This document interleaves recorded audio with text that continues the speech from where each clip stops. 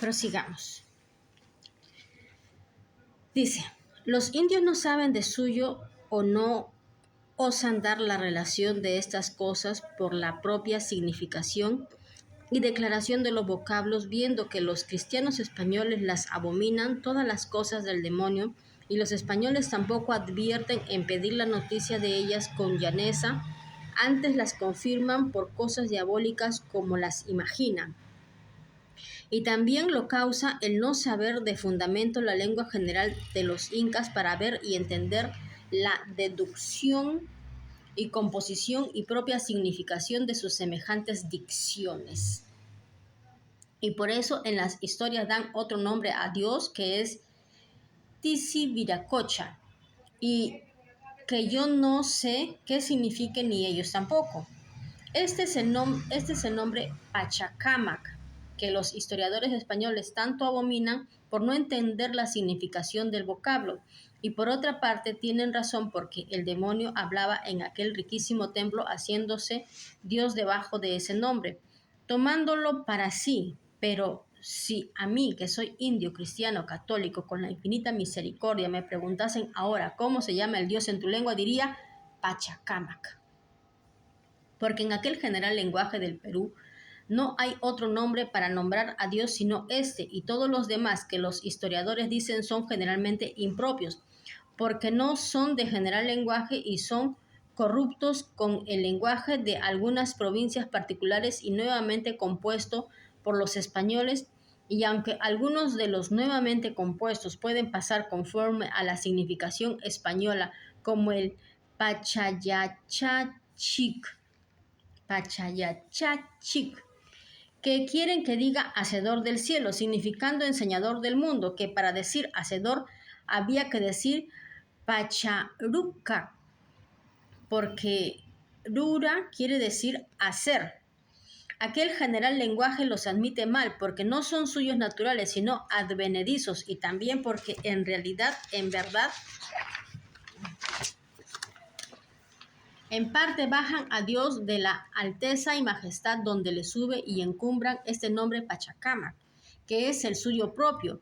Y para que se entienda lo que vamos diciendo es de saber que el verbo yacha significa aprender, y añadiéndole la sílaba chi significa enseñar, y el verbo rura significa hacer, y con la chi quiere decir que hagan o mandar que lo hagan, y lo mismo es de todos los demás verbos que quieren imaginar. Y así como aquellos indios no tuvieron atención a cosas especulativas, sino a cosas materiales, así estos son verbos, no significa enseñar cosas espirituales ni hacer obras grandiosas y divinas como hacer el mundo, etc., sino que significa hacer y enseñar artes y oficios bajos y mecánicos, obras que pertenecen a los hombres y no a la divinidad, de toda la cual materialidad está muy ajena a la significación del nombre Pachacamac, que, como se ha dicho, quiere decir el que hace con el mundo, universo, lo que el alma con el cuerpo, que es darle ser, vida, aumento y sustento, por lo cual consta claro la impropiedad de los nombres nuevamente compuestos para dárselas a Dios, si han de hablar en la propia significación de aquel lenguaje, con la bajeza de sus significaciones, pero puédese esperar que con el uso se vayan cultivando y recibiéndose mejor, y adviertan los componedores a no trocar la significación del nombre o verbo en la composición, que importa mucho para que los indios lo admitan bien y no hagan burla de ellos, principalmente en la enseñanza de la doctrina cristiana, para lo cual se deben componer, pero con mucha atención. Interesante eso del quechua, ¿no? Me llama la atención el quechua. Ya. Tenían los incas una cruz en lugar sagrado, capítulo 13. Dice, tuvieron los reyes incas en el Cusco una cruz de mármol fino de color blanco y encarnado que llaman jaspe cristalino. No saben decir desde qué tiempo la tenían. Yo la dejé el año de 1570 en la sacristía de la iglesia catedral de aquella ciudad, que la tenían colgada de un clavo, asida con un cordel que entraba por un agujero que tenía hecho en lo alto de la cabeza. Acuérdome que el cordel era un orillo de terciopelo negro, quizá en poder de los indios tenía alguna asa de plata o de oro. A quien la sacó de donde estaba, la trocó con la de seda. La cruz era cuadrada, tan ancha como larga. Tendría de largo cuartas de vara, antes menos que más, y 3 dedos de ancho y casi otro tanto de grueso. Era enteriza, toda una pieza muy bien labrada, con sus esquinas muy bien sacadas, toda pareja, labrada de cuadrado, la piedra muy bruñida y lustrosa. Teníanla en una de las casas reales, en un apartado de los que llaman huaca, que es lugar sagrado. No adoraban en ella, más que la tenían en veneración. Debía ser por su hermosa figura o por algún otro respeto que no saben decir. Así la tuvieron hasta que el marqués don Francisco Pizarro entró en el valle de Tupis, y por lo que allí le sucedió a Pedro de Candia, la adoraron y tuvieron en mayor veneración, como en su lugar diremos.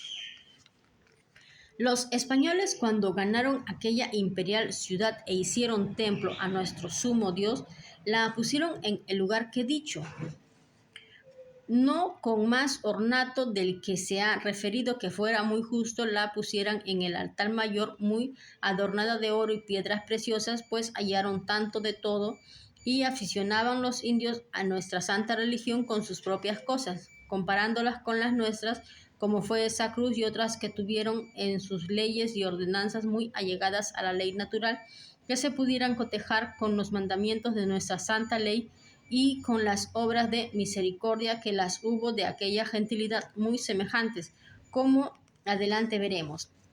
Y porque es a propósito de la cruz, decimos que, como es notorio, por acá se usa jurar a Dios y a la cruz para afirmar lo que dicen, así en juicio como fuera de él, y muchos lo hacen sin necesidad de jurar, sino el mal hábito hecho, decimos, para confusión de los que así lo hacen, que los incas y otras naciones de su imperio no supieron jamás qué cosa era jurar. Los nombres de Pachacamac y el sol ya se ha dicho en la veneración y acatamiento con los que los tomaban en la boca, que no los nombraban sino para adorarlos. Cuando examinaban algún testigo, por muy grave que fuese el caso, les decían al juez en lugar de juramento: ¿prometes decir la verdad al Inca? Decía el testigo: sí, prometo. Volvía a decirle: mira que lo que has de decir sin mezcla de mentira, ni callar parte alguna de lo que pasó, sino que digas llanamente lo que sabes en este caso. Volvía el testigo a rectificarse diciendo: así lo prometo de veras.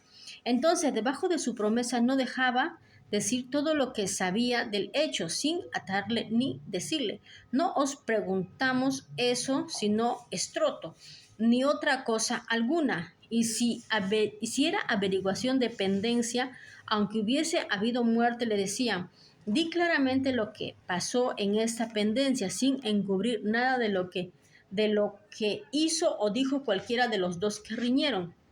Y así lo decía el testigo, de manera que por ambas partes decía lo que sabía en favor o en contra. El testigo no osaba mentir, porque además de ser aquella gente timidísima y muy religiosa en su idolatría, sabía que le habían de averiguar la mentira y castigarle rigurosísimamente, que muchas veces era con muerte, si el caso era grave, no tanto por el daño que había hecho por su dicho, como por haber mentido al Inca y quebrando un real mandato que les mandaba que no mintiesen. Sabía el testigo que hablar con cualquier juez era hablar con el mismo Inca que adoraban por Dios, y este era el principal respeto que tenían, sin los demás, para no mentir en sus dichos. Siguiente página. Después que los españoles ganaron aquel imperio, una apuesta, ya. Sucedió un caso grave de muertes en una provincia de los quechuas. El corregidor del Cusco envió allí un juez que hiciese la averiguación, el cual, para tomar el dicho a un curaca que el señor de vasallos, le puso delante la cruz de su vara y le dijo que jurase a Dios y a la cruz de decir la verdad. Dijo al indio: Aún no me han bautizado para jurar como juran los cristianos, replicó el juez diciendo que jurase por los dioses del sol, la luna y los incas, respondió el curaca. Nosotros no tomamos esos nombres sino para adorarlos, así que no me es lícito jurar por ellos, dijo al juez. ¿Qué satisfacción tendremos de la verdad de tu dicho si no nos das alguna prenda? Bastará mi promesa, dijo el indio. Y entender que yo que hablo personalmente delante de tu rey, pues vienes a hacer justicia en su nombre, que así lo hacíamos con nuestros incas, mas por acudir a la satisfacción que pides, juraré por la tierra diciendo que se abra y me trague vivo como estoy si yo mintiera. El juez tomó el juramento viendo que no podía más y le hizo las preguntas que convenían acerca de los matadores para averiguar quiénes eran. El curaca fue respondiendo y cuando vio que no le preguntaban nada acerca de los muertos que habían sido agresores de la pendencia, dijo que le dejase decir todo lo que sabía de aquel caso, porque diciendo una parte y callando otra, entendía que mentía y que no había dicho entera verdad como lo había prometido. Y aunque el juez le dijo que bastaba que respondiese lo que le preguntaba, dijo que no quedaba satisfecho si cumplía ni cumplía su promesa, que no decía por entero lo que unos y los otros hicieron. El juez hizo su averiguación como mejor pudo y se volvió al Cusco, donde causó admiración el coloquio que contó haber tenido con el curaca. Ya. De muchos dioses que los historiadores españoles impropiamente aplican a los indios. Volviendo a la idolatría de los indios, decimos más claramente que atrás se dijo que no tuvieron más dioses que al sol, al cual adoraron exteriormente, haciéndole templos las paredes de alto abajo forradas con planchas de oro, ofreciéndole sacrificios de muchas cosas, presentáronle grandes dádivas de mucho oro y de todas las cosas más preciosas que tenían en agradecimiento de que él se las había dado. Adjudicáronle que por hacienda la tercia parte de todas las tierras de labor de los reinos y provincias que conquistaron y la cosecha de ellas e innumerable ganado. Hicieronle casas de gran clausura y recogimiento para mujeres dedicadas a él, las cuales guardaban perpetua virginidad. Mira, también había los templos de las mujeres vírgenes, como en el tiempo de los romanos o como en la Grecia. Interesante, ya. Además del sol, adoraron al Pachacamac, como se ha dicho anteriormente, por Dios no conocido. Tuvieronle en mayor veneración que al sol. No le ofrecían sacrificios ni le hicieron templos porque decían que no le conocían, porque no se había dejado ver, empero que creían que lo había. Y en su lugar diremos del templo famoso y riquísimo que tuvo en el valle llamado Pachacamac, dedicado a este Dios no conocido. De manera que los incas no adoraron más dioses que a los dos que hemos dicho, visible e invisible, porque aquellos príncipes y sus amautas, que eran los filósofos y doctores de su república, con ser gente tan sin enseñanza de letras que nunca las tuvieron, alcanzaron que era cosa indigna y de mucha afrenta y deshonra aplicar honra, poderío, nombre y fama o virtud divina a las cosas inferiores que el del cielo abajo, y así establecieron ley y mandaron pregonarla para que en todo el imperio supiesen que no había que adorar más que al Pachacamac, por supuesto, por supremo Dios y Señor, y al sol por el bien que hacía a todos, y a la luna venerasen y honrasen porque era su mujer y hermana, y a las estrellas por damas y criadas de su casa y corte. O sea, no había idolatría, ¿no? Así, a simple vista, por lo que estoy leyendo. Y lo acusaron a Atahualpa de idólatra. Uy, qué malditos, ya. Adelante en su lugar trataremos del dios Viracocha, que fue una fantasma que se apareció a un príncipe heredero de los incas diciendo que era el hijo del sol. Los españoles aplican otros muchos dioses a los incas por no saber dividir los tiempos y las idolatrías de aquella primera edad y las de la segunda, y también por no saber la propiedad del lenguaje para saber pedir y recibir la relación de los indios, de cuya ignorancia ha nacido dar a los incas muchos dioses y todos los que ellos quitaron a los indios que sujetaron a su imperio, que los tuvieron tantos y tan extraños como arriba se ha dicho. Particularmente nació este engaño de no saber los españoles las muchas y diversas significaciones que tiene el nombre Huaca, el cual pronunciada la última sílaba en su alto del paladar quiere decir ídolo, como Júpiter, Marte, Venus, y es nombre que no permite que de él se deduzca verbo para decir idolatrar. Además de esta primera y principal significación, tiene otras muchas, cuyos ejemplos iremos poniendo para que se entienda mejor. Quiere decir cosa sagrada, como eran todas aquellas en que el demonio les hablaba, esto es, los ídolos, las peñas, piedras grandes o árboles. Ay, fantasma. Ya. En que el enemigo entraba para hacerles creer que era Dios.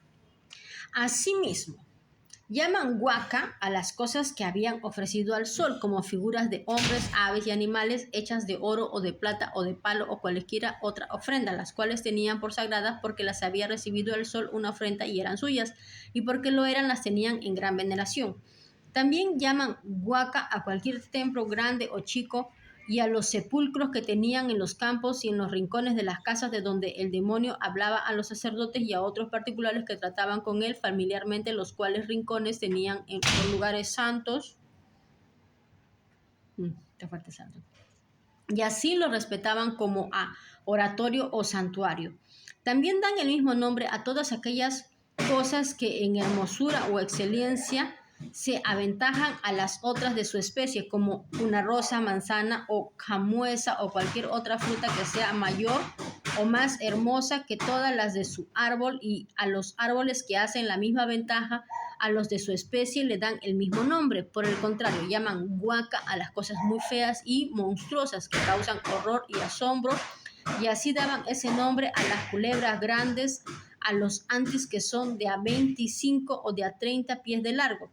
También llaman huaca a todas las cosas que salen de su curso natural, como a la mujer que pare dos de un vientre. A la madre y a los mellizos daban ese nombre por la extrañeza del parto y nacimiento.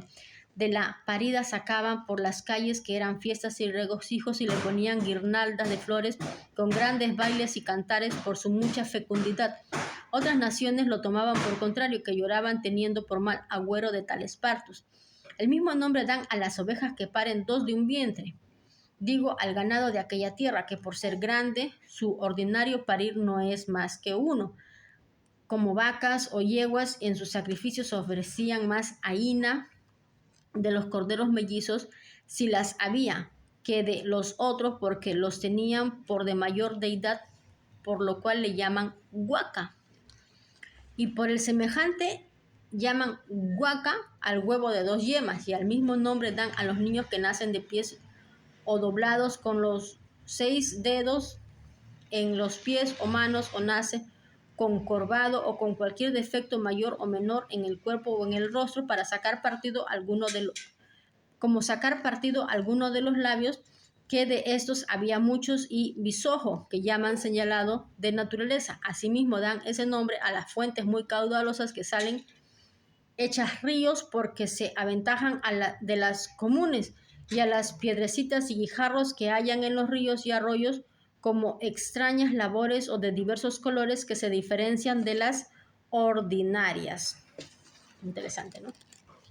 Llamaron Huaca a la gran cordillera de la Sierra Nevada, que corre por todo el Perú a lo largo hasta el estrecho de Magallanes, por su llanura y eminencia, que cierto es admirabilísima a quien la mira con atención. Dan el mismo nombre a los cerros muy altos, que se aventajan de los otros cerros, como las torres altas de las casas comunes, y a las cuestas grandes que se hallan por los caminos, que la hay de 3, 4, 5, 6 leguas de alto, casi tan derechas como una pared, a las cuales los españoles corrompiendo el nombre, dicen apachitas, y que los indios adoraban y les ofrecían ofrendas, y que las cuestas diremos luego, y que durante la adoración era la que hacían y a quién. A todas estas cosas y otras semejantes llamaron huaca, no por tenerla por dioses ni adorarles, sino por la particular ventaja que hacían a las comunes. Por esa causa las miraban y trataban con veneración y respeto. Como lo que dicen que le hacen a la Virgen María, que no la adoran, solamente la veneran. Interesante. por los cuales significaciones tan diferentes los españoles, no entendiendo más de la primera y principal significación, que quiere decir ídolo, entienden que tenía por dioses todas aquellas cosas que llaman huaca y que la adoraban los incas como lo hacían los de la primera edad. Interesante, interesante. Esta parte no la sabía. Ya. ¿La seguimos luego o avanzamos un poquito? Espérate. Vamos a avanzar un poquito más, ¿ya? Ya, a ver, seguimos. Declarando el nombre apachitas que los españoles dan a las cumbres de las cuestas muy altas y la hacen dioses de los indios, es de saber que ha de decir apachecta. Es dativo y es genitivo, es apachecpa. En este participio de presente apachec, que es el nominativo, y con la sílaba ta, que hace dativo, quiere decir el que hace llevar, sin decir quién es ni declarar qué es lo que hace llevar, pero conforme al frasis de la lengua, como atrás hemos dicho y adelante diremos de la primera significación que los indios encierran en solo una palabra, quiere decir demos gracias y ofrezcamos algo al que hace llevar esas cargas, dándonos fuerza y vigor para subir por cuestas tan ásperas como esta, y nunca lo decían sino cuando estaban ya en lo alto de la cuesta. Y por eso dicen los historiadores españoles que llamaban apachitas a las cumbres de las cuestas, entendiendo que hablaban con ellas, porque allí le oían decir esa palabra, apachacta, y como no entienden lo que quiere decir, dánselo por nombre a las cuestas. Estos españoles. Entendían los indios con lumbre natural que se debían dar gracias y hacer alguna ofrenda al Pachacámac, Dios no conocido que ellos adoraban mentalmente por haberles ayudado aquel trabajo. Y así luego que habían subido la cuesta se descargaban y alzando los ojos al cielo y bajándolos al suelo y haciendo las mismas ostentaciones de adoración que atrás dijimos para nombrar al Pachacámac, repetían 2 o 3 veces el dativo, apachacta, y en ofrenda se tiraban de las cejas, y se arrancasen algún pelo o no, lo soplaban hacia el cielo y echaban una hierba llamada coca que llevaban en la boca, que ellos tanto precian como diciendo que le ofrecían lo más preciado que llevaban, y a más no poder ni tener otra cosa mejor. Ofrecían algún palillo o alguna pajuela si la hallaban por allí cerca, y si no las hallaban ofrecían un guijarro, y donde no lo había echaban un puñado de tierra, y de esas ofrendas había grandes montones en las cumbres de las cuestas. No miraban al sol cuando hacían aquella ceremonia, porque no era la adoración a él, sino al Pachacámac. Y las ofrendas más eran señales de sus afectos que no... eran señales de sus afectos que no ofrendas, porque bien entendían que cosas más viles no eran para ofrecer. De todo lo cual soy testigo que lo vi caminando con ellos muchas veces. Y más digo que no lo hacían los indios que iban descargados, sino los que llevaban carga. Ahora, en más tiempos, por la misericordia de Dios, en lo alto de